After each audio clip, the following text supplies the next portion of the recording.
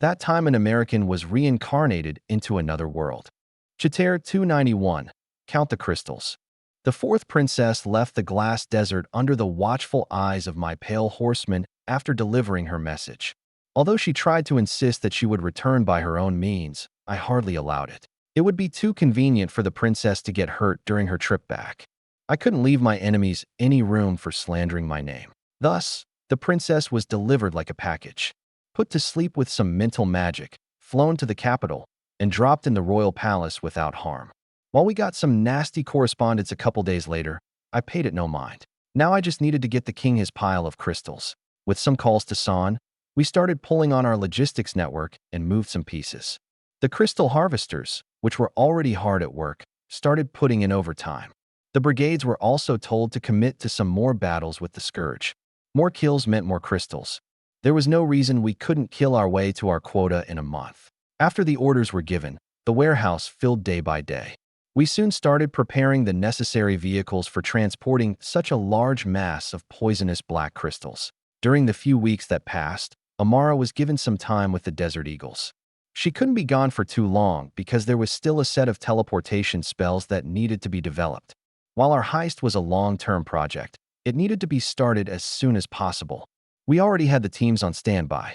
She was the last piece, and she was close to finalizing them. Prototypes and tests were already being conducted. The teleportation spells required to steal these dragon and lord beast corpses didn't have to be powerful.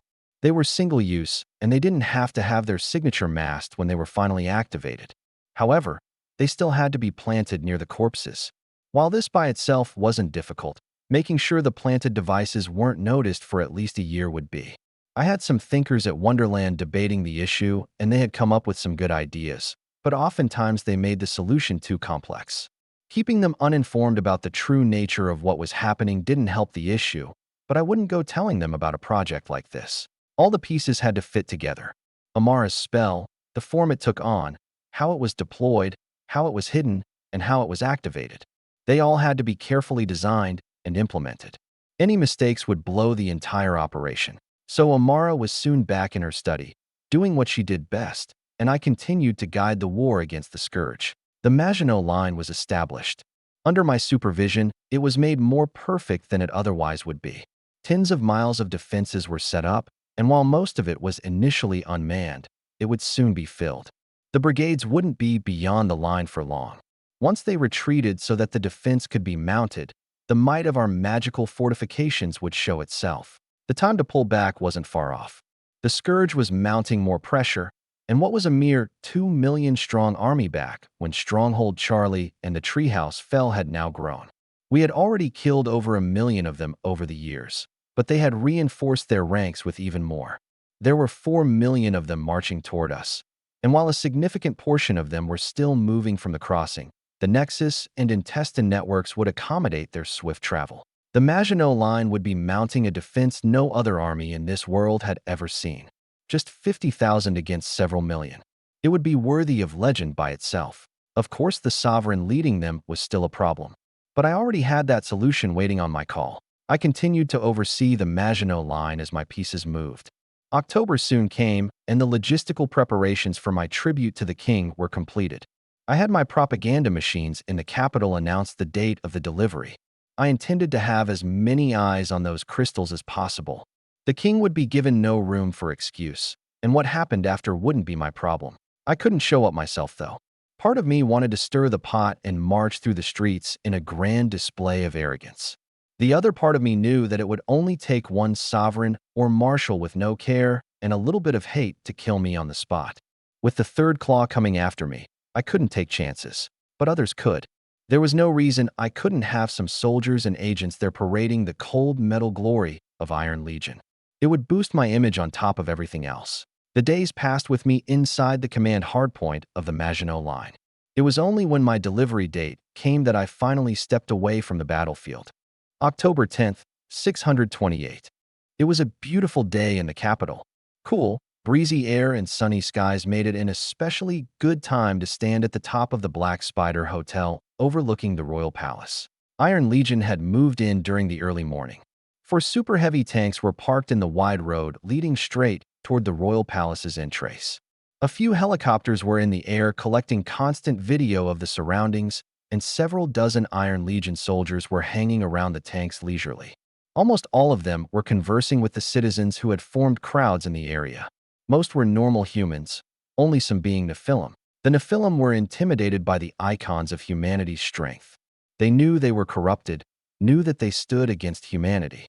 But in their cowardice, they didn't dare approach that which they knew stood against them. The humans were content, however, excited even. Every child who came across the site begged their parents to go see the massive metal behemoths. Every adult, ordinary or magi, took the time to go take a peek at the soldiers protecting them on the front lines. In such tumultuous times where Nephilim seemed to sow discord without anything to stand against them, they sought comfort from the image of strength. Beside the Iron Legion soldiers were screens displaying videos from the front lines, videos depicting fierce combat against the scourge and the might of our weapons. Thousands were gathered around, every screen raised high into the air, thousands more trying to squeeze in from other roads and alleys. The Capitol Guard were naturally gathered, all of them stationed at various areas around the gathering. They simply kept an eye on everything. It seemed like the Third Claw didn't intend to cause trouble.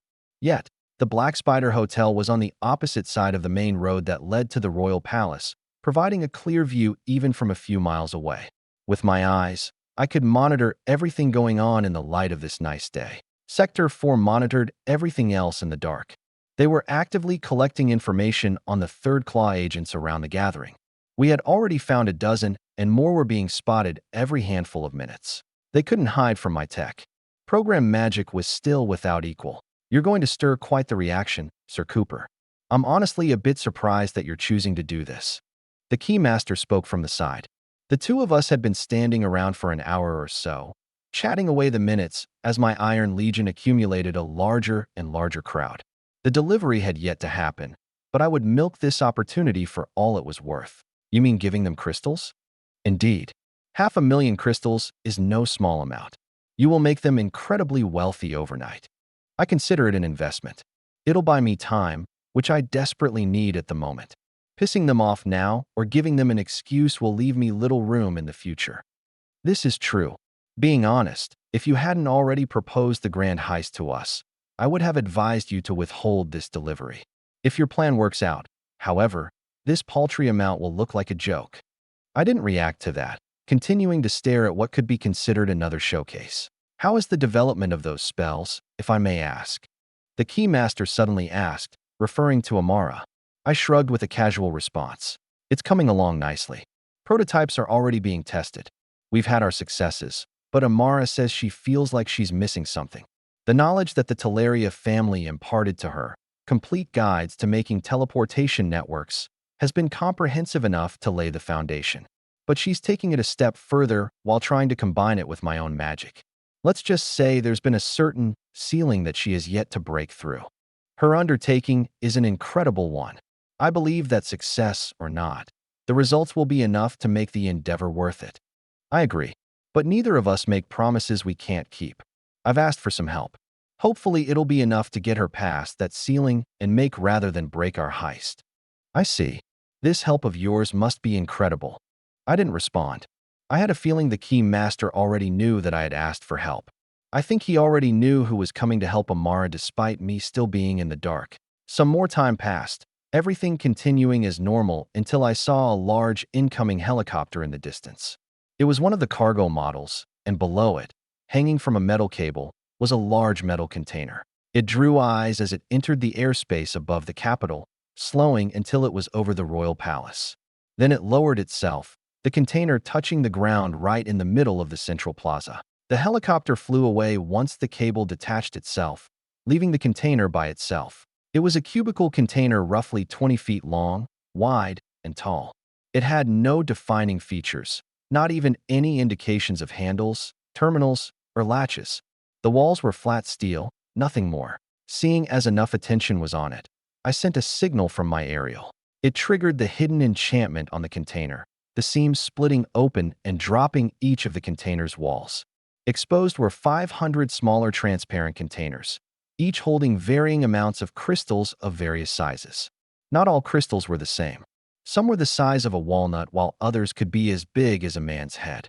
Most were on the smaller end, because there was no way I would hand the king 500,000 Authority 8 behemoth crystals. The sight of the many boxes of crystals quickly became a secondary issue, however, for as soon as the container opened, the terrible miasma of poisonous magicka flooded out.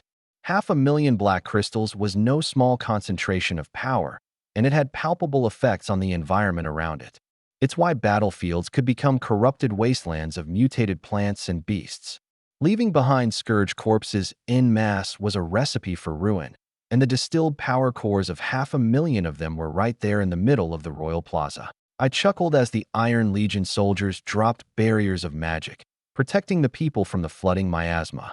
Most of the guards attempted to rush toward the container, but the human ones recoiled and backed away as soon as they got too close. That left the Nephilim guards to stand out, for they had no issues with the miasma. In fact, most of them ended up smiling. They relished such corrupted power. The delivery did not go unnoticed by the higher powers. The royal palace soon opened one of its doors, and the commander of the royal guard came out. He approached the stacks of crystals without issue, looking over it before scanning the crowds outside. I'm sure he would notice me under normal circumstances, but I had my concealment devices active. Even multiple miles away, I wouldn't expose myself in the open, not even with the key master beside me. I watched him and his futile search, his gaze eventually falling on my troops. I noticed that the commander wasn't a Nephilim. That or his corruption was just that easy. That was usually indicative of little to no resistance during the corruptive process. So he was either just that brainwashed or a really, really evil bastard. I was inclined to believe a man so close to the darker powers wasn't innocent. As soon as the commander started eyeing my troops, the tanks shifted their cannons, pointing them straight at the container and every person around it. Those tanks were armed with some nasty shells too, their crystals enchanted with some experimental spatial formations Amara handed off. I made sure that if the Third Claw decided to test my Iron Legion, they would be suitably satisfied with the response. I don't send my troops anywhere without being suitably prepared for the threats therein. The commander remained where he was, most of the Iron Legion soldiers moving to board their tanks or APCs. The delivery had been completed. My Iron Legion had made its mark once more, spreading the good word of scourge death counts and slaughter. I could see reporters everywhere, capturing every image and happening in and out of the Royal Plaza. This would be in the papers tomorrow. All the businesses under Son Industries would make sure of it. I gave another signal on my aerial, and the soldiers finally packed up and started driving off. Some of the royal guards tried to get in their way, but it was difficult to stand in the path of hundreds of tons of enchanted steel. None of the big players got in their way either. The commander stood his ground, and my pale horsemen pulled away from their positions. No orders given to kill all the Third Claw agents where they stood. I took one more glance at the massive pile of crystals, feeling a little pissed off. I hardly wanted to be giving my enemies money so directly. Not only was I giving away vast liquid wealth, but I was also sinking the cost of all the armament, ordnance, soldier salaries, and time used to acquire all those crystals. Those crystals were worth far more than just themselves. I sighed and turned, looking through some of my messages in my vision. I sent Luna a quick text before arranging transport for myself and Amara. The helicopter on a nearby helipad started spinning up, Erhin waiting by the hatch. Well, Keymaster, it was good seeing you. I've got more work to attend to. Indeed. Give my greetings and wishes of good luck to your fiancé. Will do. That also reminds me, actually. I smiled a bit as we shook hands. Our wedding is going to be 2 days before Christmas in the Holy See's Sacred Chapel. I wanted to extend an invitation to you. You've been an important part of my life ever since I arrived, and even if you can't attend personally, I wanted to at least have you there in spirit. His brows raised a bit before his smile got a bit wider. I handed him a physical invitation after our handshake separated, his eyes scanning it for several seconds. I waited in silence for his response, which took some time to acquire. I would be honored to, John. Perhaps not for the entire event, but I will be there for the ceremony. That sounds perfect to me. You have my thanks, Keymaster. And you mine. How can I miss the wedding of the man seeking humanity's survival? Just tell me when, and I'll be there. Of course. We shook hands once more, my steps soon taking me to board my helicopter. I took off, Amara waiting for me on the other side. Ah, I see now. Tog Natsun stood nearby, watching the large man in front of him stare out of a window of the royal palace. His eyes tracked something in the sky. Pharaoh Runnias usually wasn't so eccentric, so Tog assumed it was simply something he couldn't see. Seeing that it was in the direction of the Black Spider Hotel, and how it had happened only after the Iron Legion soldiers started leaving, he had the wild guess that it was John Cooper. Pharaoh gazed at a point in the sky, a point quickly creating distance between them. Still, he tracked it like distance was a mere suggestion. He saw the helicopter, its exterior faded, magic tampering with his sight, even with aura. He could hardly focus on it. Layers of complex illusory, encoded magic preventing all manner of detection, and then preventing all manner of stealth magical observation. But aura was not magical. It superseded magic, a thing so powerful and mysterious that nobody, not even the sovereigns, really knew what it was. And it pierced through the veil of all magical complexities, giving him a crystal clear view of the soul within that helicopter. John Cooper. He has balls, being here. Tog perked up, restraining the eagerness in his voice. Can you kill him? Yes. Will you? No. It would be too high a price. I'm not the only power in this city. Tog clenched his fists, a wave of anger washing through him before fading. He surely couldn't hope for such an easy solution to their problems. Pharaoh leaned his head on his fist, swirling the glass of blood in his other hand. His eyes continued to track the helicopter, and he noticed John turn his head in response, looking right back at him. Pharaoh smiled. From behind the Great Barrier, he could see how far away John was. He's taking his first steps. It won't be long before he breaks it. Breaks what? Tog asked, Pharaoh sighing like words were too much effort. The Great Barrier. He may just be the first summoner in history to break through it. We need to kill him before that. Perhaps. But if we let him, then he will pave the way for all of our own summoners. We will finally be able to raise a new bloodline into the untouched horizon. If we let him, do we think we'll be able to kill him after the fact? Will we ever get the chance? Of course we will. That's hardly an issue to think about. We always get what we want, and John Cooper cannot fathom the powers behind us, cannot fathom the extent of our reach in this world. Even if we must scry for him, he will be in our hands sooner or later. Tog went silent. Pharaoh eventually turning his eyes away, the helicopter no longer in direct line of sight. Not that it was necessary, but he hardly cared to stare for so long. He waved away Tog. Go on and count the crystals. If they have left even one out, we will have him by the balls. Yes, sir. Tog bowed and left, forcing down his concerns and focusing on the task before him. He would have his chance. It would not be long before his own pieces arrived. That time an American was reincarnated into another world. Chapter 292, Master Zirian. October 10th, 628. I turned my gaze away from the royal palace, feeling the chills through my body subside. I wasn't sure who it was that looked through me. I had a few guesses, but the Great Barrier did me no favors. It completely obstructed my auric view of them. I could sense their power, sense their mental outreach, but I couldn't see anything more than that. They could reach out to me with their aura. I could not do the same. It was an unfair difference in power. In that moment, I knew that unless I broke the Great Barrier, I wouldn't be able to respond in kind. It was a miraculous feeling, despite how nasty that gaze had felt upon me. The helicopter took me to one of our airfields outside the capital where I boarded a plane to the wedded city.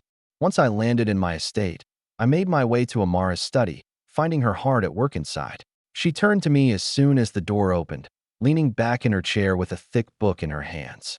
Welcome back. How was the delivery? Went smoother than I expected it to. I walked over and gave her a kiss, her small smile widening. I'm surprised you stopped by. Need anything? Yes, actually. I need you to come with me to the Holy See. Luna has prepared a visit for you. Amara looked at me weird, taking my outstretched hand and standing from her chair. A visit to where? To whom? And I'm not sure, but it's supposed to be someone who can help you with your spatial magic. I know you've been struggling a bit recently, so I asked if she could help. She just contacted me earlier today. This person is available now. She looked at me worriedly. You didn't have to do that, John. It's these kinds of things that incur debts. Debts? I grinned at her. If we're talking debts, then it's the church who should be eager to repay me. Don't forget that I've given them technology centuries ahead of where they are now. I owe them absolutely nothing. I guess that's true. She lightened up after hearing that. walking through the study and collecting batches of her notes and grimoires. After that, we spent a little time readying ourselves. Erhin prepared transport, and soon we were in a fancy armored car on the way to the wedded city's teleportation nexus. I cashed in on my VIP status, walking in and getting immediate treatment. We went to the front of the lines and were soon portaled over to the Holy See. The teleportation was disorienting, as usual, but nothing I didn't instantly recover from. It was quite fascinating, actually. Amara was especially focused, little runes sparking along her fingertips as we walked out of the building. We were greeted with the rich and boisterous Holy See, massive buildings and thousands of pedestrians filling our view. The weather was significantly cooler this much farther north from the capital, the time of the year introducing the first hints of snowfall. There was transport waiting for us, Erhin verifying identities before we all boarded the armored car. We were taken to the outskirts of the city, to an unmarked building built no less sturdy than the peerage high-rises. We entered, finding ourselves in a sparsely furnished reception room. Luna was sitting there, two armored individuals to her sides. Their armor used my technology, but it had the obvious customizations of the Order. For a moment, I wondered where Anderson was, but quickly remembered that he was likely engaging in the infiltration of the Pillars of Creation. Amara and I greeted Luna with smiles. "It's good to see you, Amara. It seems your endeavors have caused you much grief. The elusive secrets of space will do that to you." The two hugged, my greeting coming afterward. Luna looked as particularly radiant as she always did. I knew she was busy, but it still seemed that life in the Black Spider Market was cozy. At this point, I knew that she was just waiting for the day that she finally got to step out. "Well, let's not waste time. I know both of you are busy people," she said that while leading us to a nearby room, Erhin staying behind. It was in there that we found ourselves in front of another teleportation platform. This was one obviously owned by the covert forces of the church, used for going to places the rest of the public couldn't know about. How well hidden. I felt absolutely nothing before walking through that doorway. Amara's brows raised as she looked around, runes dancing around her fingers. It seemed the enchantments around this building were specially designed. I could feel space thrumming with power around the teleporter, telling to its power despite the fact that it was undetectable beyond. Granted, I could probably find it if I tried. I made a mental note to have Sector 4 get an eye on this place. If the church could hide it, I was sure the kingdom had some places like these for itself. This place was a good reference for finding others. The teleporter was already activated, so we stepped inside and were whisked away. 2 teleportations within an hour weren't very good for the stomach. Not to mention that this teleporter was bringing us much farther away considering its power. Either that, or we were going somewhere with a lot of magical interference. The church couldn't establish teleporters by the Pillars of Creation because the Scourge had poisoned the atmospheric mana, creating a massive amount of interference that inhibited all forms of magic, including for the Magi who stepped foot on the continent. I made my assumptions about why this teleportation took that much more power as we landed in our destination. I was instantly hit by a wave of pure magicka, noticing a large number of power signatures nearby. I had to resist the desire to equip my exosuit, Amara's body getting a little more taut than usual. "Where are we?" I asked the obvious question as we looked around, inside another bland building enchanted down to the brick. Luna smiled with a hint of pride. "This place is an island off the southern coast. We call it the Gateway. The leader of this place has agreed to teach Amara until she achieves her goal. Is it safe to say that the leader isn't human?" My question made Luna laugh, Amara looking at me weirdly. Luna waved, the 3 of us walking out of the room, then the building as a whole. Once outside, we were graced with an incredible sight. My eyes immediately landed on the animals and flickers around us. Most of them were huge. Bears the size of a house, felines that stood on all 4s yet were as tall as I was. Wolves that were even bigger than the felines. Huge birds flew through the sky, eagles with 100-foot wingspans, and flying lizards that resembles prehistoric dinosaurs with all manner of predatory features. There were countless claws and teeth all around us, but none of them carried any immediate hostility. It had me a bit on edge due to how rare such a situation was for me. For Amara as well. Both of us were glancing around. I couldn't resist taking out a pistol, a holster appearing on my waist and my hand resting atop the grip. That's when we both looked up, seeing a sight I never thought I'd get to see alive. Dragons. A squadron of them soared through the sky amidst the birds and lesser lizards. They were massive, wingspans having to be at least 300 feet for the smallest I saw, and over 1,000 for the biggest. They were colossal creatures, and they radiated great majesty. I was in awe of the sheer amount of mana within their bodies, my magical senses so bright, I felt like they were stars of power. They were so obvious, so grandiose. No wonder they were so easily hunted. They couldn't hide themselves to save their species. I wondered if my sensors could tune into their signature. This island was the gateway. It obviously led to another place, perhaps the true haven for flickers and magical beasts.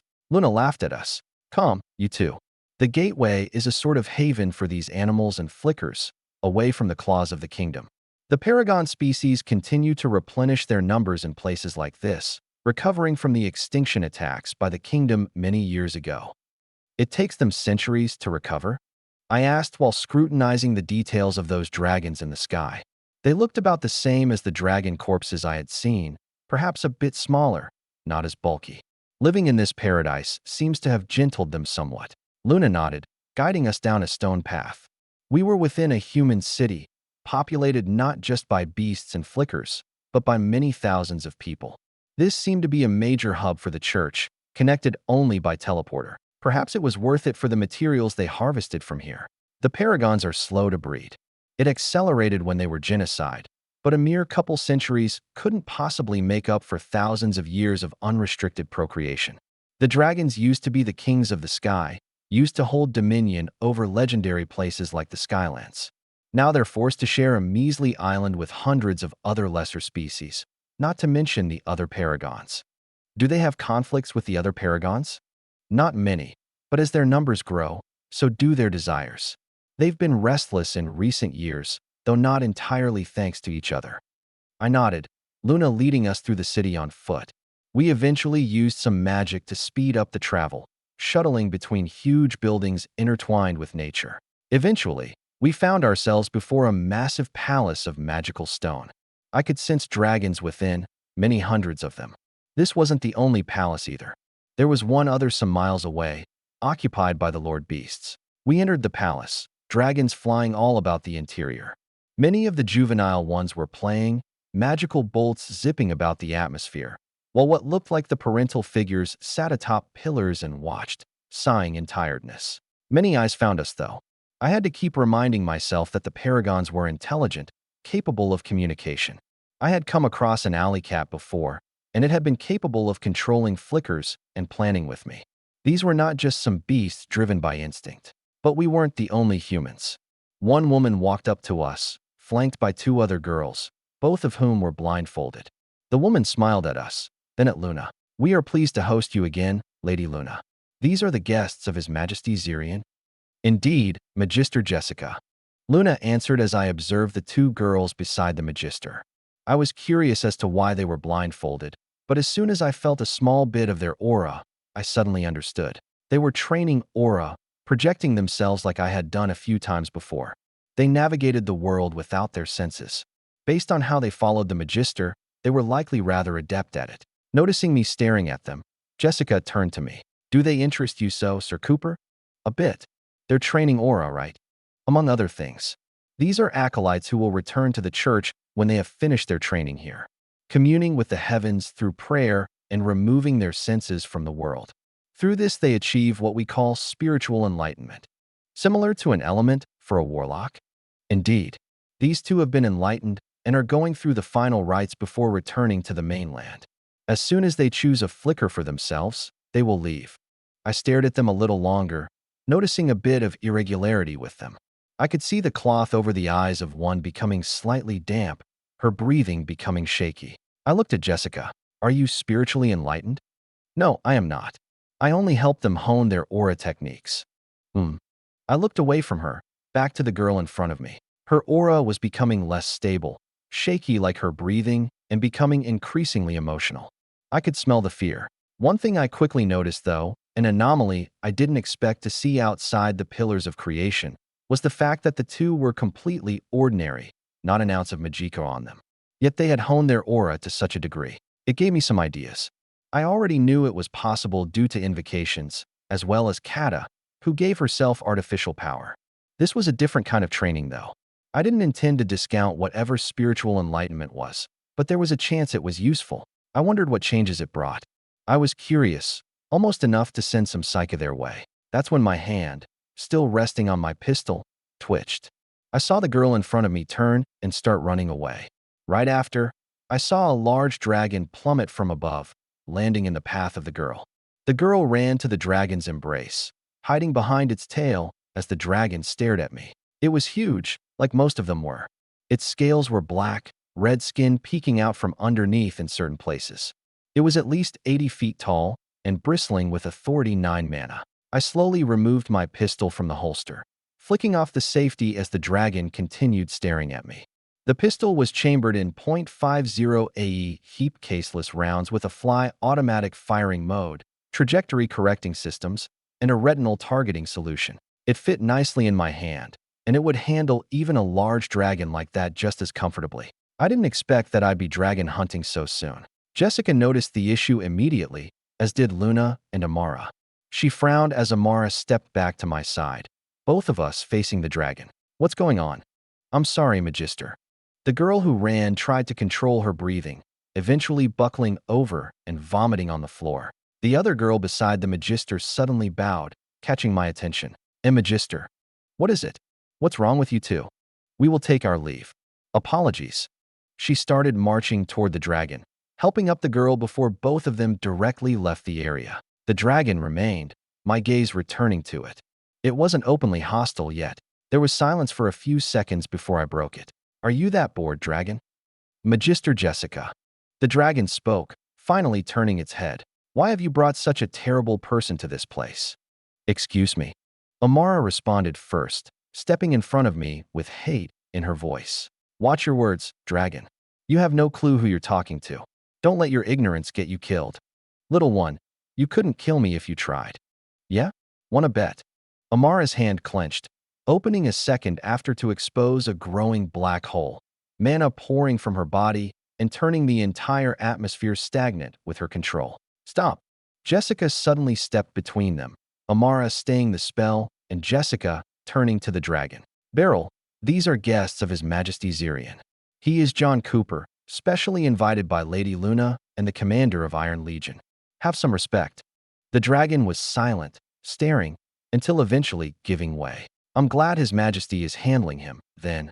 I didn't respond, Amara dissipating the spell a bit before flicking it toward the dragon. Beryl hastily created a barrier, flush completely with mana. The black hole made contact with it, consumed it, before exploding and violently throwing the huge dragon to the other side of the room. Amara returned to my side, linking with my arm and muttering, I told you to watch your words, dragon. My fiancé could put you down faster than I could. Take this as a mercy.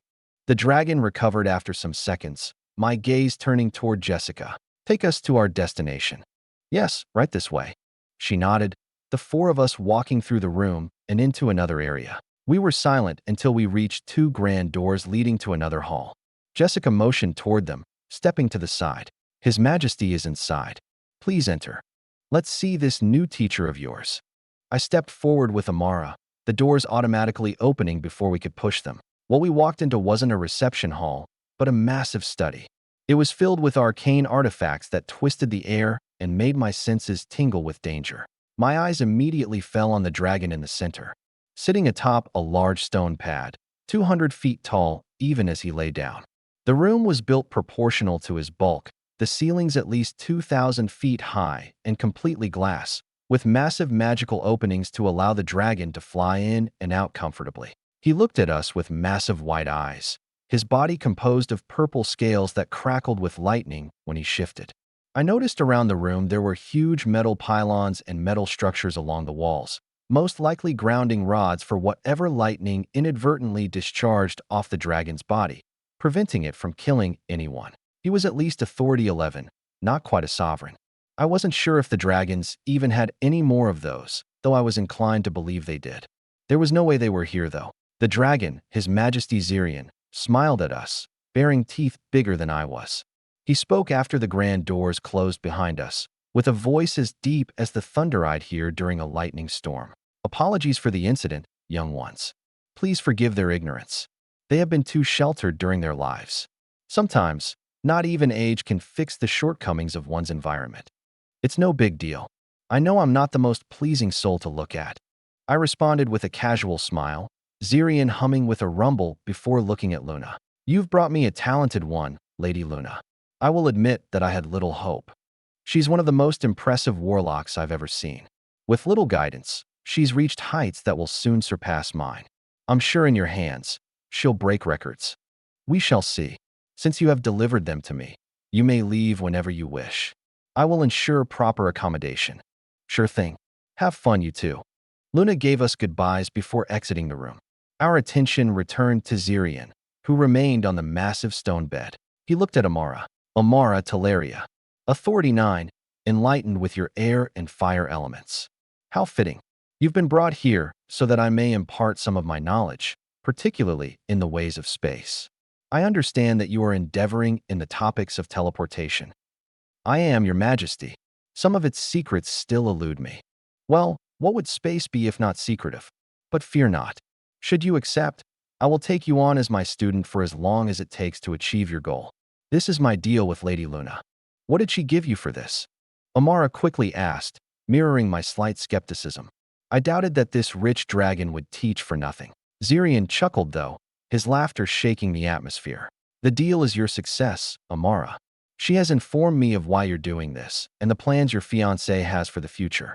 Recovering the corpses of our massacred kin has been the dream of every dragon for centuries, the most blemishing stain on our pride and our species.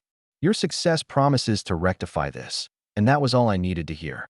You will have my undivided assistance in your task, and I will teach you everything you need to know to succeed by yourself. While I could give you a spell and enchantment right this moment, I prefer to invest in a talent that can take my knowledge and continue to grow and fight the demons of this world. I will not spare the effort, and I certainly won't allow your potential to stagnate, but only if you're open to taking me as your master. Amara's brows raised. She turned to me, as if looking for an answer. I smirked. What are you looking so cute for? Well, I'm just worried about the time commitment. This won't be a short project. Don't be an idiot, honey. The corpses ain't going anywhere. Fine. Amara smiled and turned back to Zirian, bowing. I greet Master Zirian. Splendid. I've taken few human students over the years. This should be quite entertaining. I'll arrange residence within the palace and have a space built for your studies.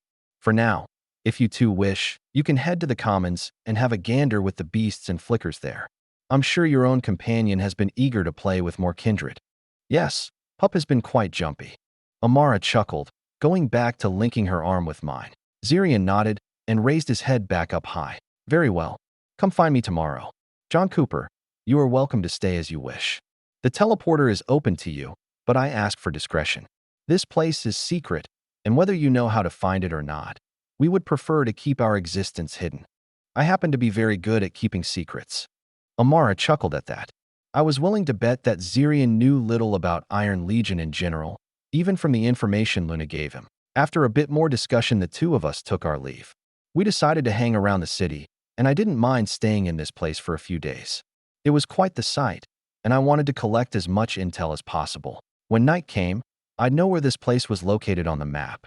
After that, I could work on trying to find out why this place was called the Gateway. That time an American was reincarnated into another world. Chapter 293, Solemn Moment. Magister Jessica marched through a few hallways, coming upon an area for residency within the palace. She found one of the rooms, knocking on it before hearing the small voice behind it. Come in. She opened the door, finding the pair of girls who had been with her earlier. She hadn't seen them after they ran away in a most unsightly manner, not only disgracing John Cooper, but also causing conflict between his fiancée and a dragon. They were still blindfolded, the two of them sitting on the bed with books in their hands. They stood when they saw her, bowing slightly. Jessica glanced at the one who vomited, her name Cassie. I want an explanation for what happened today. From both of you, but let's start with Cassie. Cassie's head drooped, her hands closing her book.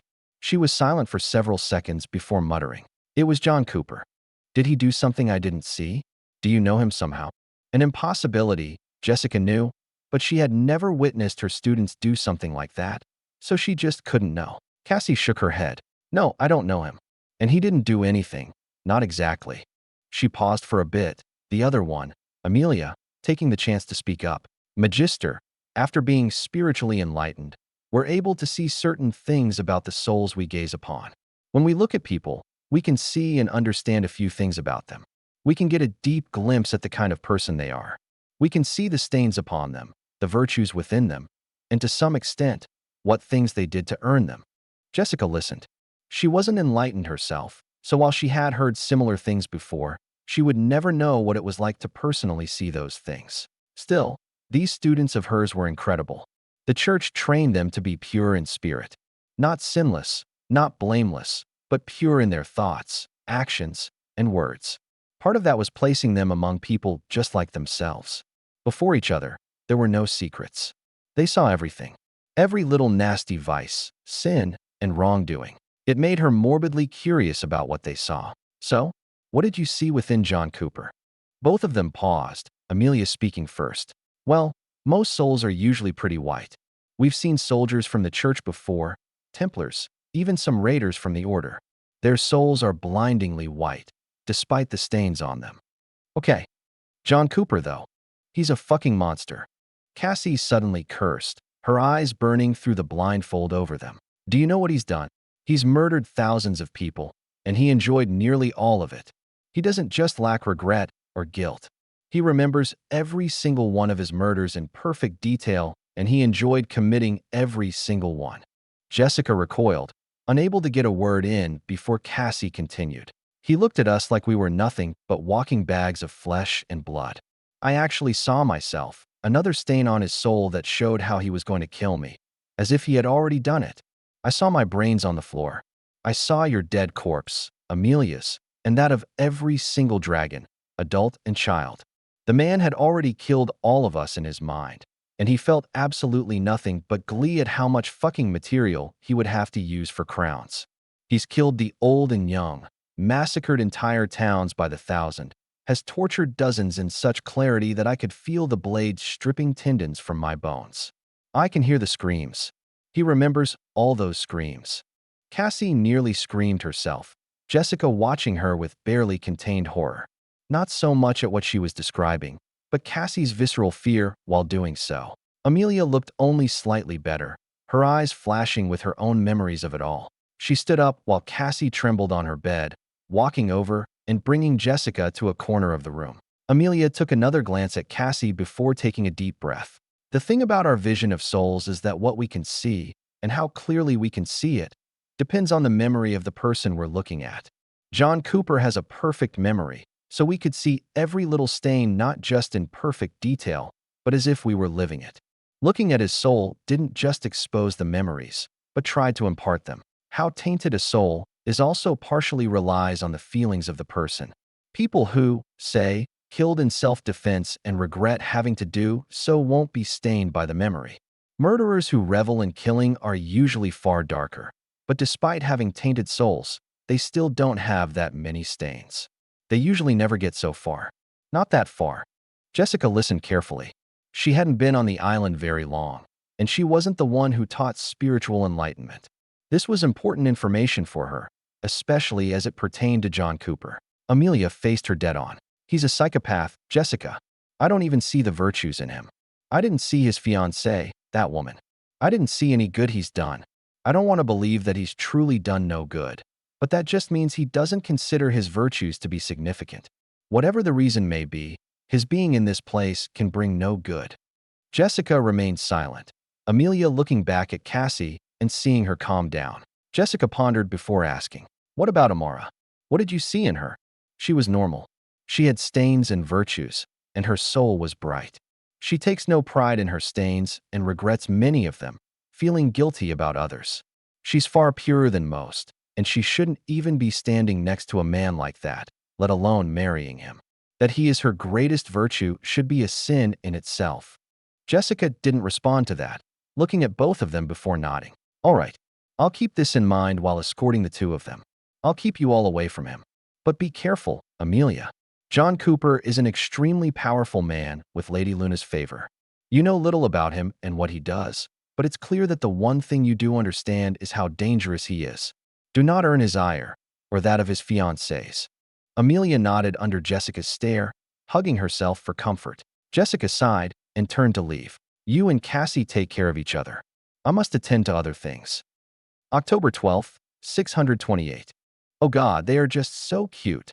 Amara squealed when she sat down at the small table. When she looked around, she could see all kinds of small dragons and alley cats running around to all the customers, begging to be played with or held. After letting Pup out to go and play, she looked at John, who was smiling at one alley cat that had scampered up to his feet, sitting there patiently and staring with big beady eyes. He put out his hand, the paragon flapping its wings a bit and jumping into his lap. It nudged its head against his hands. Two more alley cats already on the way over after the first got accepted. Amara was quickly surrounded by a few dragons as well. She happily invited them, 3 of them jumping into her lap and onto her shoulders. Another wrapped itself around her calf, while one disappeared into her cloak. She laughed and messed around with them, a waitress bringing snacks and drinks. It was their second day within the commons of Gateway, and after doing some sightseeing, the Paragon Cafe had called their names. Seated on a balcony over 50 stories in the sky, the two got an eyeful of the surrounding area. It was nothing but natural landscape as far as the eye could see. There was some forest, some grassland, a few flower fields, and a massive river that led to a desert. The atmosphere was dense with a harmonious mix of the 3 magical energies and underlined with an impressive concentration of pure magicka. Amara couldn't get enough of the sights, constantly gazing at everything around her. The city, built into nature alongside the paragons, had an incredible way of making one feel at ease. She sighed, feeling the breeze that came with being so high in the sky. I've never felt this content even in the capital. Something about being amidst natural forces like these eases my soul. Yes, their architecture was impressively done. Someone obviously studied their geometry. A few more alley cats circled John, clawing their way onto his body and shoulders. Amara shot him a cheeky smile when one landed on top of his head, snuggling down into a loaf. John took a sip of a brewed orange drink, smacking his lips before nodding and setting it down. Tastes like a blend of mangoes and silver coin. Uffed. Anyway, I'll be heading back tomorrow so I can return to the glass desert. The Magisterium's next visit is coming up, and I need to help prepare since they'll be on the Maginot line. Is that safe? Amara frowned a bit in concern, knowing her sister would be there and eager to do anything she could to help. John shrugged, in his arm 2 alley cats. I dare say it's the 4th safest place on the continent. What are the top 3? The Holy See, the Wedded City, and in the sky on a plane. Well, I guess since the defense hasn't gone full tilt yet. Amara sighed, a dragon wrapping around her neck like a scarf. She saw a few more alley cats paw onto John's body as he nodded. Faye will be all right. They'll spend time learning, and if the line gets attacked, maybe I'll put them behind a turret for some fun. Regardless, if I couldn't guarantee their livelihoods, I would be a failure of a commander. Just make sure to keep an eye on her. Sometimes I struggle to understand that she can take care of herself, but still. You worry too much, dear. I'll be there personally, so just focus on doing what you do best. Amara looked at John, his entire body covered in alley cats. When she saw one on his shoulders swing around and put its rear end in his face, pushing its long, fluffy tail into his face, she broke out laughing. Hey, we're having a solemn moment here. Stop laughing. Haha. You're not allowed to say that while being clothed with alley cats. Are they attracted to your psyche? Who knows, but one of them snuggled under my armpit and is suffocating itself. Oh God, how many are in there anyway? Amara glanced into John's coat, noticing several pairs of large eyes glowing in the shadows and corners. His body looked bigger than usual. She was pretty sure there were some in his sleeves. She started laughing again as one popped its face out next to his hand. Then she suddenly squealed when a dragon puffed some frozen air into her neck to get her attention, her hand giving it a quick smack before going back to petting. A short distance away, Pup was getting tackled by a dozen dragons, pawing and kicking as customers laughed at the sight around him. Several hours later, Amara walked through a grand hallway, her footsteps on the marble floor the only thing to be heard. She couldn't help but think about how the hallway was only made for humans. Zirian obviously couldn't use it. Now that her personal classroom had been completed, Zirian had finally invited her for their first lesson. She found the double doors to his study and pushed one open, entering the room where the colossal dragon rested on his stone slab. Zirian looked at her, a dozen items nearby moving away from him and being set down on some tables with magic. Amara could feel the horribly dense mana in the air that made the room feel more stuffy than otherwise. Amara, it is good to have you here for our introductory lesson. I thank you again for having me, Master Zirian. Please, enter your new study. You must inform me of your criticisms of it.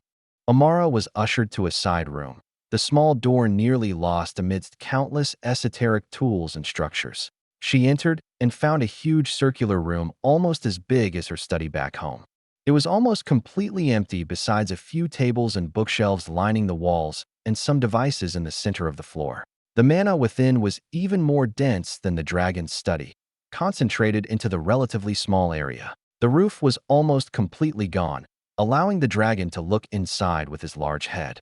Amara looked up at him, pretty sure he didn't have to get up from his slab to simply peer inside. Master Zirian, is the mana supposed to be so dense? Indeed, my student. It will deepen the level of information you will receive from the world around you, allowing a more seamless understanding of what transpires when you activate your spells. It's all about precision. I see. If I may make a request. Of course. Amara smiled. If we could get rid of the density and make it ambient, I feel that would be best. You see, my aura specializes in collecting information. I have no need for the assistance of dense mana. Oh. Zirian's head moved a bit closer, some enchantments in the room activating and sucking all the mana from the atmosphere. Its weight lightened significantly, returning to ambient levels and allowing Amara to feel freer. May I see this in action? If you could transcribe the level of information collection with mana in regards to, let's say, the air currents around us. Of course. Amara's smile widened, and suddenly, mana started pouring from her body, filling the room once more. Zirian watched as hundreds, thousands, and tens of thousands of runic formations appeared in the air.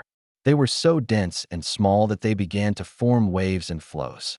Zirian quickly realized that he was seeing the air currents themselves, the runes describing the attributes of every unit of atmosphere, and then flowing along with the thousands of others. The entire study was filled to the walls with complexities of information and observation, filled only further by Amara's aura.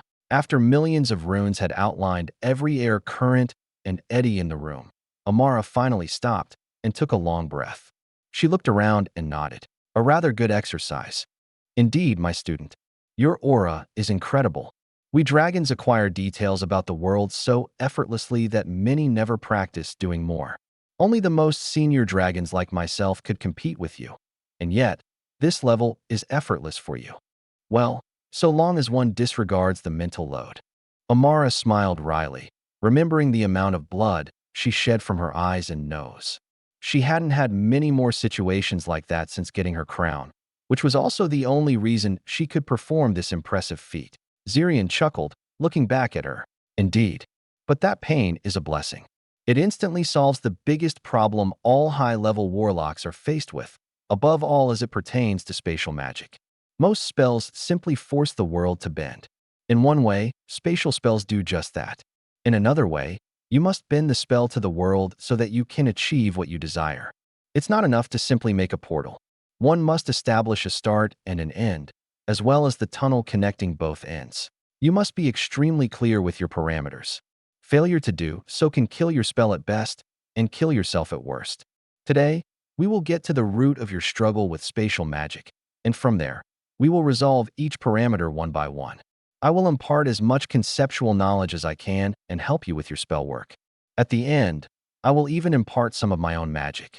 Anything that can assist you with your operation, I will do. Thank you, Master Zirian. Amara beamed with a bit of thrill. Getting trained by such a powerful dragon was incredible by itself. But to receive his personal magic? Amara wouldn't be surprised if her combat power and utility doubled after this. She wasted no more time, eagerly diving deep into her troubles and spells. She wasn't sure how long it would take to resolve her issues, but she would pull every ounce of information out of Zirian during that time. Chapter 294, Difference in Height. November 1st, 628. I've heard that there are millions of monsters heading toward the glass desert.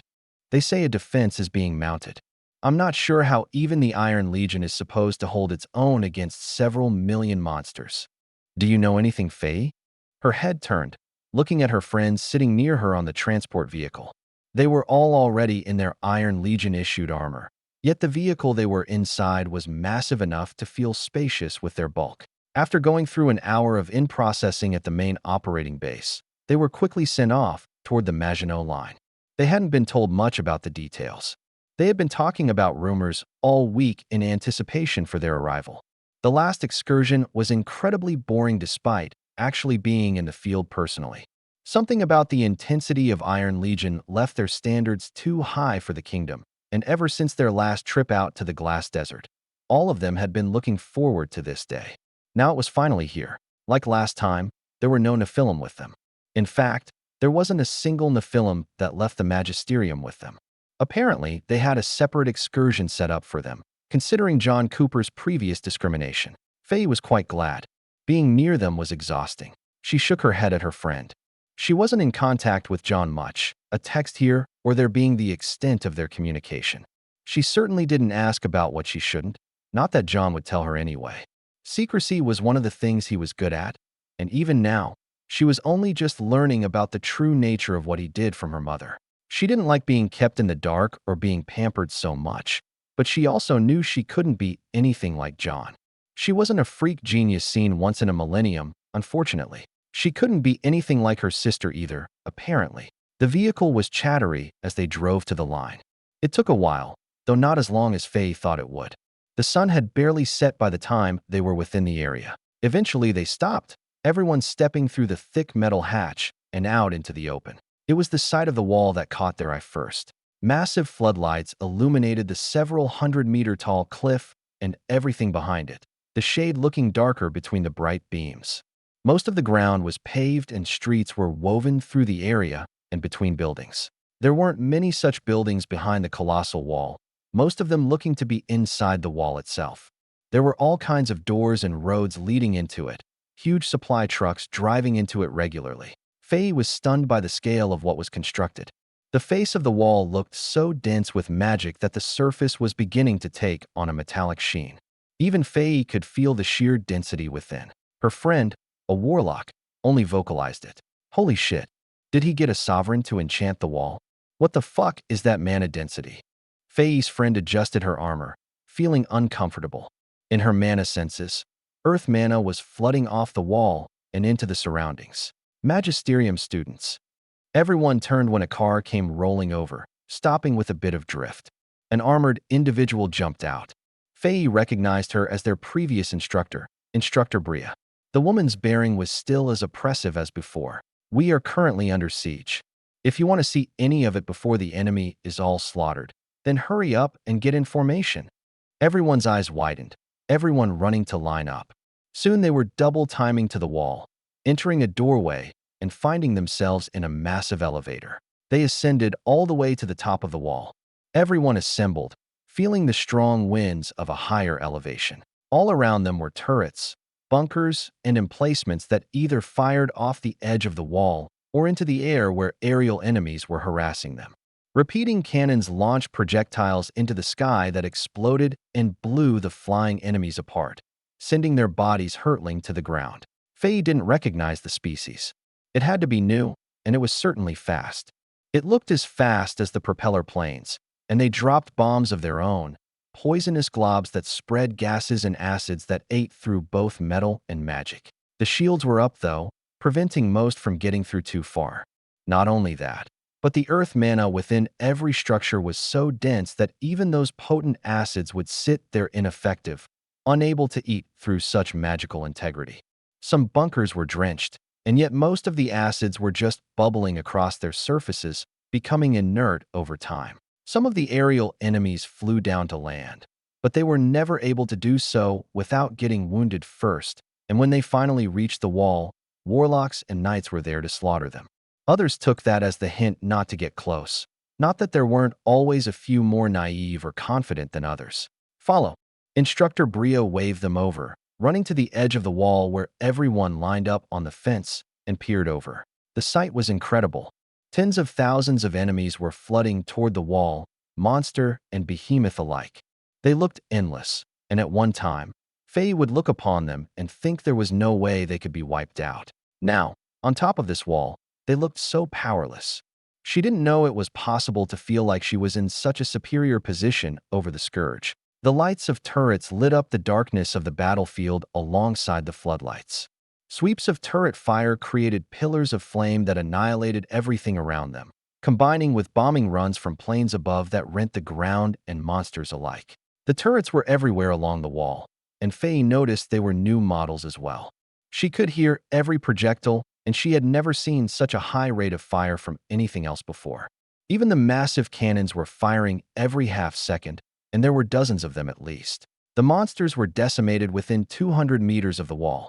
Even flooding as they were, a tide of tough flesh and natural armor that struck fear into every kingdom stronghold.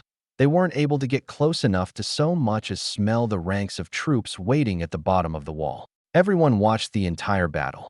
Tens of thousands were cut down to a tenth of that, and then the soldiers at the foot of the wall rolled out in armored vehicles to clean up the rest with supporting fire. At the same time, the crystal harvesters left through huge metal doors, entering the battlefield and getting ready to process all the monster corpses, stripping them of all they were worth. It looked easy.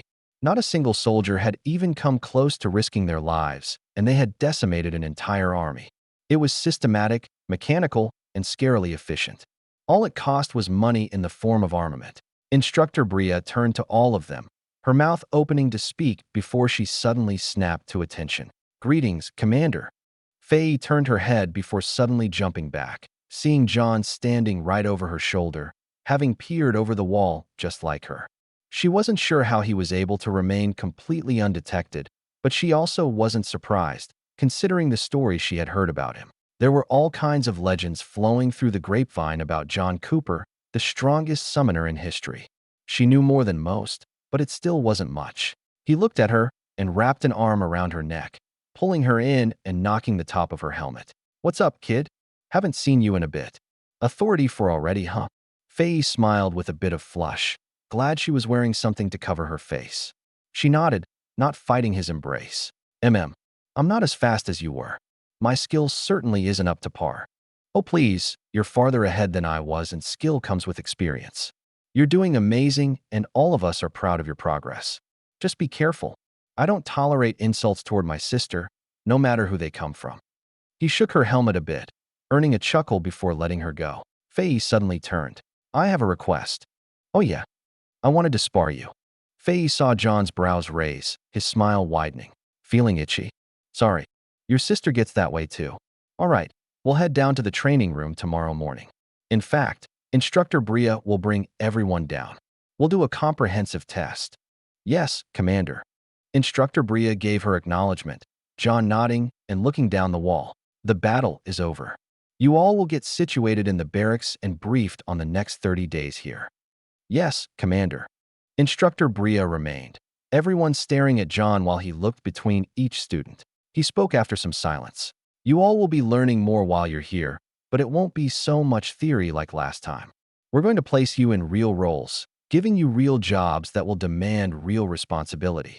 Some of you will be on the turrets, some of you will be in logistics, others will be shadowing an intel agent. You'll swap roles about halfway through, getting places in other positions to get plenty of exposure to different facets of operation. You'll be expected to perform as you've been instructed, and it'll be stressful at first, but it will prepare you for the future.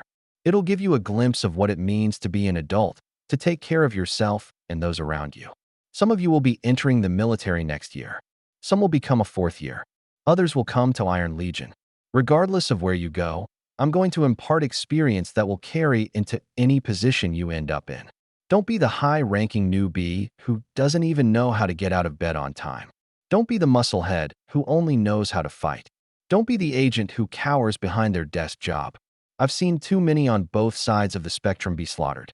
Chiefs, marshals, generals, and the common soldier all alike. And unlike them, I'm still here because I had both brains and brawn. I've fought for my life directly and survived. But more importantly, I had the wisdom to keep myself and my teams out of situations that would get us killed." He went silent again, everyone feeling the weight of his words. Most knew about the legendary exploits of John Cooper. Most had seen some of the battle records, their noble parents all studying this massive new figure in charge of the most powerful mechanized military in the world. They took his words as gospel. Nobody dared to doubt the world's most powerful summoner, someone who had won the Magisterium's tournament even before going on to become a legend, defeating even every other renowned name of talent and prestige that had been thrown before him one after the other. His name was still on the leaderboard, his image in the Hall of Champions with more than one record underneath, videos of his battles still circulating and even more popular than years past. There wasn't a single student who hadn't seen it, even years later. And more importantly than all that, they knew they were in for some cool shit. None of them would miss this chance. John looked at Instructor Bria. "They're all yours." She saluted before turning to everyone, yelling them off the top of the wall and into the depths of the line. "Rise and shine. You wanted to spar? Well, the commander is already waiting. Get the fuck up." Full gear. Faye jumped out of bed when the yells shook the walls. A quick glance at the clock told her that she had gotten 6 hours of sleep. She felt completely rested, and the excitement of anticipation was enough to get her moving. Everyone rushed to equip their gear before rushing out into an indoor plaza. After forming up, Instructor Bria led them to the training room. They arrived quickly and filed in, seeing activity. The training room was huge, and there were at least 100 people moving about. Some were sparring, some were working out, others were getting some healing. In the middle was the arena, raised on a stone platform and fenced in by a thick magic barrier. There was a large circle around it, where the largest number of people were. And inside were 2 individuals, both covered in armor and wielding real weapons against each other. The first was an Authority 8 knight, wielding a sword and slashing at the other in caution. That other person was John, dressed in his mysterious armor that instilled fear just looking at it. John slashed with an arm blade in response, the knight recoiling and barely blocking a follow-up punch that sent him flying. He slammed into the magic barrier, barely reacting to John's lunge. They crossed blades, but John was one step further, his other hand sneaking around and placing his other arm blade against the knight's neck, drawing blood. The sheer amount of psycho flooding off of him made his image blurry, the knight smiling wryly, blood seeping from other wounds. Seeing as the winner was clearly decided, John let up, pulling the knight off the wall with a pat on the shoulder. The magic barrier went down, John giving some words of encouragement before looking at the students who were by the side. "You all are here. Faye, jump in. You're first." Faye stepped forward without another thought, jumping into the ring. She felt the pressure immediately. She knew she had no hope of even getting a blow on John, but that didn't mean the spar wouldn't be a good experience. She had been dreaming of this for a long time. It was only now that she could put up at least some of a performance. She brought out her weapon, the spear that was specially crafted by the Raven family and enchanted with John's own specialty formations. It was extremely powerful, a weapon she may never outgrow, and certainly one she would have no business wielding if it wasn't for him. That was with her armor on top of it, impenetrable to anything below Authority 10 and giving her a myriad of utility functions that boosted her combat performance. But she was still Authority 4. Even if John's strength only matched up to his level, he was 4 authorities above her, and he was already known for his unparalleled lethality. It's a fight of cold steel. 10 minutes of warm-up sparring, and then you can go all out. You'll know when the battle is over. Got it. Then you can start whenever. Faye spun her spear, and after taking a deep breath, lunged toward John. Her aura flared as vigor pumped through her. Adrenaline surged into her bloodstream. She crossed the distance between them in a single step, her spear snaking right toward John's throat. He slapped it away with such force that Faye's entire body swayed with it. She spun and used the momentum to create distance, John still standing there.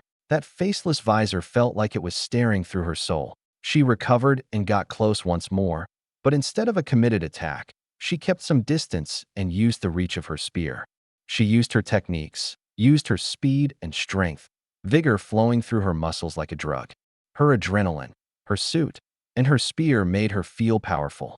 But John was a steel wall. He deflected every attack, every deflection throwing her off balance and shaking her grip. She had to recover every single time. It made her more reserved. The more strength she used, the fiercer the recoil. She felt herself easing up, but she knew that wasn't the answer. so she laid into it even more. More vigor, more strength, more speed. She made sure her technique was true, multiplying the strength of her attacks using leverage and angles. The art of the spear was complex. It had advantages and disadvantages, which her techniques sought to manipulate for her gain. Nothing worked on John, though. He read her every move, used strength that surpassed hers, and manipulated the battle like he was playing with a child. It was exactly what he was doing, and Faye didn't delude herself. Still, something about how he handled her pissed her off. For 10 minutes, she continued. She may as well have been going all out from the start, but she quickly understood that their warm-up period was for her to adjust to what he was doing. Soon enough, that changed. Warm-up's over. As soon as he said that, Faye felt the shift. John attacked instead of defended. He smacked her spear away before punching her in the chest, lifting her off her feet and sending her flying like the knight that had been up before her. She hit the floor and tumbled, recovering and seeing John walking toward her. She raised her spear and retaliated, but she got the same oppressiveness in response. She used all her strength to defend, the sheer power behind all of his blows making her hands sting even underneath her gloves. Sometimes he moved in close, blows raining down on her body in sequence so fast that she couldn't even block. No matter how she positioned, no matter how much strength or speed she used, the blows came. She didn't think it was possible for a summoner to move so fast, with so much strength. That suit of his made it that much worse too. The blows of metal fists on metal armor jarred her body. The armor didn't buckle. It wasn't even stressed. It was built to take authority 9 blows and hold. Unfortunately, that didn't mean Faye would be free from the pain of the residual impact, and she realized with great distress that John was punching at the limits of the armor's tolerances for dampening. A summoner wielding the strength of an Authority 9 knight was horrifying to think about. He was huge in that 7-foot-tall armor, heavy, strong, but fast and agile. It wasn't fair to think that someone could have it all like that, but she also knew that the powerful knights, the ones with true skill, would have just that. At that point, the only weakness one would have was aura, and unlike everyone else here, Faye knew that John had truly come face to face with the King of Anarchy, just like Amara. Both of them had survived, and their auras were elevated to such a terrifying level that Faye knew she'd never be able to catch up in her lifetime. Still, if she could reach the level her mother did, she'd do anything. Fighting against such an oppressive opponent was a step in that direction. At some point, Faye found herself heaving for breath, her body burning with the strain on her muscles and her suit doing its best to keep her cool. Her vigor was being used up despite only minutes passing, despite John going easy on her. She continued defending, pushing out a bit more of her strength and creating distance. John let her, the two staring at each other before Faye pushed vigor through her spear, the last of it. She let out a strained breath one more time before diving in for her last strike. Her spear went forward, faster than it ever had, cutting through the air with practiced precision. Her entire body was behind it, and although nothing to John, it was capable of facing those beyond Faye's level. Yet she saw John grab it, yanking it even faster than she was already going and pulling her toward him. Her grip didn't loosen in time, the two closing the distance and John wrapping her in a bear hug. She grunted with the collision of their armors, resisting for a split second before giving up, her spear disappearing into her bracer. John laughed, his helmet retracting as he looked down at her. Faye removed hers as well, looking back up at him and feeling the difference in height. She blamed her flushed face on the exertion. "Look at you. That's some impressive shit, Faye. I'm so proud." "Act." Faye grunted again when John squeezed, her vigor running dry and weakness flooding her body. He chuckled, rubbing her head. "Fightin' was pretty similar to you back in the Magisterium. He uses a spear too. If he's free, I might just send you to him for training." Faye looked up at him, staring into his golden eyes for a long moment. Thoughts about John and Amara's upcoming marriage flooded her mind. She only knew about it this early because her mother had started preparing to make new dresses, and her proportions had changed due to training and growth. Her measurements were taken just last week. There were only 2 months until then, and although there had been plenty of anger, she had steeled herself for the event. She smiled gently. "Introduce me to him." "All right. Right when we get back, I want the introduction. December 3rd, promise me." "Okay." John looked at her a bit weirdly. thinking for a second before flashing an evil grin. Yeah, I'll make it happen. Get through this stuff first, though, and go see the healer. Send the next one up. Faye separated from him and walked off the arena, going to see the healer on site. As she got her minor wounds treated by some newbie healers desperate for patience, she watched the subsequent fights, none of which lasted long after the warm-up. John was even more ruthless with them. Nobody was able to stand against him, whether they were a fourth year or not. There were even a couple Authority 5 students, but they were thrashed all the same. The knights couldn't even match his strength, and the warlock's spells couldn't so much as warm his armor. He could eat every attack like they weren't even real. Faye smiled, thinking about the day she would meet Phaidon. She'd have her retribution, one way or another. Chapter 295, The Weaver. November 3rd, 628. Success. I took another mental look at the message Amara sent. After spending a couple weeks at the gateway with the dragon Zirian, her progress had been rapid. She had already been close to completing her objective, simply needing that final push. For an effectively self-taught warlock, what she had done alone was extraordinary. With the help of a dragon? I never expected it to take long. I received some blueprints for the enchantments, vastly improved from anything she had ever devised before.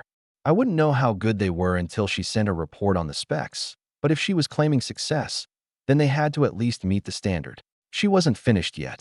She had already told me that she was going to make a few more spatial spells and then pry everything else she possibly could from Zirian. It would be at least another week until she returned, and then I'd have what I needed to begin the first phase of our heist. The intel I had received from the Key Master had already been verified, and we had several hundred vaults sitting around and waiting for us to intrude. We just needed the enchantments, and we could move.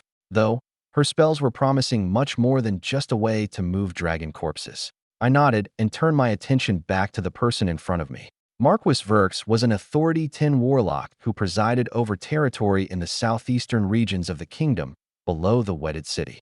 He had fertile farmland, and like another noble I knew, was a major exporter of coastal goods like seafood and unique resources. He was also human, which instantly improved my evaluation of him and was the only reason he was still alive. Erhun had delivered me a message just a day ago from the man. In short, he was begging for my help. With what happened to be unique enough to move me and my resources, I looked over his report. Currently, his territory was experiencing an outbreak of viral disease. What made it unique was the fact that this disease was charged with the arcane, able to infect both magi and common folk alike. Apparently, he had an Authority 9 knight in his retinue who was bedridden with the disease. That meant it was incredibly potent and a threat to far more than just his territory. Little was known about the disease other than its symptoms.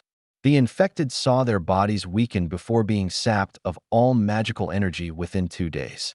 After that, their bodies took on discoloration of the skin, both veins and skin becoming blackish purple. Once most of the body had been covered in discoloration, a process that only took 4 days, the patients started regaining strength. Ordinary people gained control over poisonous magical power while experiencing a severe reduction in impulse control and an increase in anger. It didn't affect cognitive ability. Some were able to resist, but there were first-hand descriptions about the depth of irritability and rage that the subject felt after enough time. Patient 0 had taken on symptoms 11 days ago and had since been restrained and imprisoned for study, having lost most sense of self. Most others were in the beginning phases, not yet succumbing to the rage, but not far off either. Thankfully, the disease had been restricted to a large town, but chances were it would spread beyond soon. A large portion of the town had been infected, and there didn't seem to be any sign of slowing despite measures being taken to limit the spread. Marquis Verks had already employed several high-profile healers, but most of them had come back with nothing. Others simply refused to work on it after seeing that an Authority 9 knight had come down with the disease. It meant that nobody was safe. Now, he had come to Iron Legion for help. More specifically, he came to me. I was currently the world's expert on biological and chemical warfare, given my protocols for CBRN hazard control written for the kingdom. This Marquis had gone through several channels to find information about my protocols and then had sent the letter to Erhun, which was now in my hands. He was desperate, not because he necessarily cared for his people, but because it was threatening to wipe out life in his territories. Thousands had been infected, and 100 times more were at risk. This was a never-before-seen disease, and he needed help. I stared at the man for a bit before speaking. I'm going to allocate 300 of my troops to you, Marquis. They will be in your territory within 24 hours, ready to quarantine Ground Zero. You can consider that entire town lost. We can't let anybody escape it. Only 300? Is that not too little? I sighed, holding back an eye roll. You should be so thankful I'm sending that much, given what I have on my plate right now. It would be less than half that if I weren't thinking about how it's going to spread to other towns and cities. Those 300 will be enough. We're going to focus on containment and study. Once we find out what kind of disease it is, we can find out how to destroy it. For this, I will be allocating a significant amount of resources. After all, I had a vested interest in this. It was possible that this was a scourge-spread disease, another plot of the dark forces within the kingdom. The Verk's territory was probably a testing ground, but more than that, what was being used was a biological weapon. I hadn't devoted much at Wonderland to studying biological weapons, but now was as good of a time as any to start. I could put my eye on it and decipher exactly what the disease was and how it worked. From there, I could learn how to control it. It would become another ace in my back pocket, a weapon of mass destruction depending on how potent it proved to be, and the beginning of a long line of similar products. The timing of this was unfortunate, but it could be significantly worse. If I moved fast, I'd be able to solve things before we're really kicked off at the line. If you have any issues with manpower, allocate more of your own. You're hiring me to help with the disease. Well, creating a cure is more important than anything else. Quarantine measures will be taken, of course, but I don't have so many people to send. Every one of my men are valuable, not to mention the teams I will devote to study. For this mission, I expect you to compensate me for all costs incurred. You'll receive an itemized bill every week to this end. Beyond that, my labor costs will be equivalent to 5 times my costs incurred. That'll be my financial recompense. I'll give you a report on my requirements for operation tonight. But basically, I expect no interference, and you shouldn't expect details beyond need to know regarding the results of our study. We will quarantine, we will research, and we will either cure or contain the disease until it is eradicated from your territory. Since the duration of this mission is impossible to estimate, the contract will remain in effect until you decide that you no longer want our services. At that point, we would simply leave. The Marquis was silent, pondering, before looking me in the eye. How confident are you in solving the disease? What assurances can you give? Marquis Verks, I technically can't give any until I see the disease for myself. However, I can assure you that there's nobody in this world who knows more than I do about biological hazards and magical containment. More than that, if this turns out to be something from the Scourge, you can bet that I'm going to do everything I can to fight it. Who is more devoted than me to the fight against the Scourge? Besides perhaps the Church. Marquis Verks slowly nodded, smiling a bit. I put out my hand, and he shook it. I look forward to your arrival, John Cooper. You have my full support. And don't you let your little heart be troubled, Marquis. One way or another, your territory will remain protected and prosperous. You've got Iron Legion helping you now, and we happen to be very good at what we do. You've come far in such a short time. Do not let your paranoia sabotage the achievements you've made, my pupil. Zirian gazed down at Amara, the walls and tables of her study plastered with parchments and esoteric devices. She was frowning at a massive formation on the floor, looking between the grimoire in her hands and the arrays she was trying to complete. It's not enough. Ambition finds no satisfaction in anything short of godhood. Your great barrier has already moved from the horizon. It is close enough to reach, proof of your progress and talent. You are young, Amara Teleria. At this point, rushing yourself will only be detrimental. You've not had even a week to digest your advances. My fiancé is pioneering a brand new path, and yet continues to bring revolution to this world while making himself the biggest threat to the Scourge's existence. I say it's not enough because I have yet to even attempt to match him in contribution, despite trotting down well-paved paths and receiving the help of a wizened dragon. Zirian sighed with a rumble, watching Amara wave a hand and inscribe more formations into the array. You work hard. Do not deny the acknowledgement of your efforts at the least. I simply seek results. How much effort it takes means little. She finished the last array with those words, mana pouring from her body and infusing into its complexes. She glanced to the side, at a device with a small container that rolled along a track loop. A moving object riddled with its own reception arrays. Zirian turned his gaze the same way. Non-stationary teleportation using miniature and portable enchantments. Its range is exceptionally short, less than a handful of miles. What might it be used for that you're so obsessed with getting it right? It could not even fit a normal human. Perhaps an adolescent. It's not meant for people. It's meant for ordnance and armament transfer. Weapons. Yes. I'm trying to eliminate the need for local supply lines. It would allow, let's say, a detachment of tanks to operate indefinitely even while surrounded by the enemy. They would never need to fear running out of shells or crystals. And that's after their rate of fire is multiplied by another derived enchantment, spatial autoloaders. Amara suddenly paused, narrowing her eyes at Zirian. This is classified information, by the way. Don't tell anyone. If it is secret, why tell me in the first place? I forgot that it was. Amara felt a bit of embarrassment before focusing back on her objective. She tossed a large fire crystal over a foot in diameter onto the ground in front of her, graded Authority 9. Then, she quickly activated the enchantment. The crystal flashed, the mana coalescing around it before collapsing the space around it with a snap of atmosphere. The next moment, the moving container lit up with life. Amara ran over, stopping its movement and opening the container. There sat the crystal, exactly within parameters. She had already outlined exactly where it should sit, and it wasn't so much as a fraction of an inch off. She smiled widely, clenching her fist. I did it. Congratulations. It only took 6 hours of adjustment. Quite efficient. 6 hours. Amara found a chair and slumped in it, rubbing her face as exhaustion set in. It had only taken 6 hours, but that was after weeks of unceasing study and testing. Zirian had provided her with an unlimited amount of materials and tools, including some of his personal ones. It had made the process infinitely easier alongside his guidance. Studying how things like pocket rings and spatial storage worked was but the first step she had taken. Then came cracking the secrets of teleportation as a whole. She had already studied that topic for months after having received her family's special grimoires from her mother, so she was familiar with most of it. But devising her own unique enchantments that fit John's purposes had been an incredible undertaking. He had often told her how he wished that he could use the absurd convenience of spatial tunneling and teleportation for his weapons. He had so many grand ideas, a painful amount of which involved weapon concepts Amara found exceptionally cruel and massively destructive. Not that she opposed. Above all, though, the elimination of supply lines was perhaps his biggest wish. Logistics was the bane of every military, and Iron Legion was so effective only because John had developed his own so thoroughly. Spatial magic could eliminate logistical bottlenecks, though.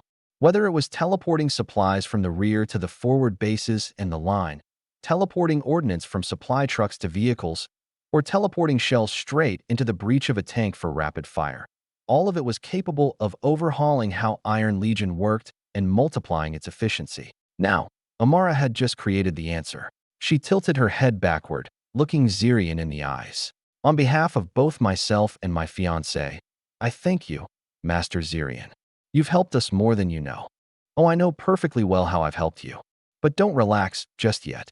Zirian manifested some massive grimoires, books with metal covers and thick parchments as tall as Amara was. They fell to the ground with a loud crash. It's time for me to impart some personal spell work and knowledge, both created by me and handed down from my own master. For the goal of bringing all of dragonkind closure centuries after the Great Wars and Paragon genocide, I will spare no expense. May my actions bring my master's soul peace.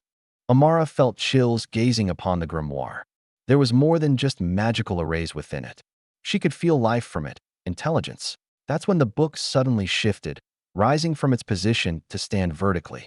She watched its metal cover morph into darkness and mysticism, a slanted pair of eyes gazing from the deep space within. There was power behind them, and after glancing between Amara and Zirian, they suddenly narrowed, and the book warped, space folding around it and making it zoom off through the doors of the study.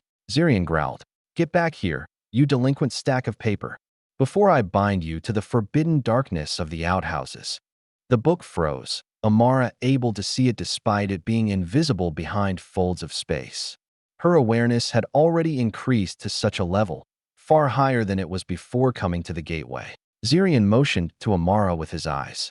You will expose to her the knowledge of dimensions, including spells of the 12th grade. Unshackle me, Zirian. Amara heard the book speak, not in words, but in reality. It revealed itself properly, and when it spoke again, Amara could see its influence write its words into the fabric of their dimension. Her aura unveiled. She also managed to pick up on the frequencies behind it. She has not so much as touched the conceptual. Do not waste my time with a useless task such as teaching her. She is capable, more talented than I. She may not understand, but do not pretend that it will not bring the conceptual to her. Dissent no further and cooperate. Through these teachings, she seeks solace for my master's auric soul. So you say, are you prepared to pay the price in her place? As prepared as I was when I stepped before the armies of 10 million. Hurry up and prepare your tapestry. She will slumber until you are ready. Very well. The grimoire stilled, its power retracting. Amara no longer sensed its life or deep presence, but knew it was preparing. Zirian turned to her. Your days will be long, once he is prepared. Retire, and spend the next few days in respite. What you will absorb will take its toll, just as anarchy has on your soul. Amara's brows raised, Zirian's smile surfacing. Behold, my pupil. You are before the weaver and his tapestry of abstraction.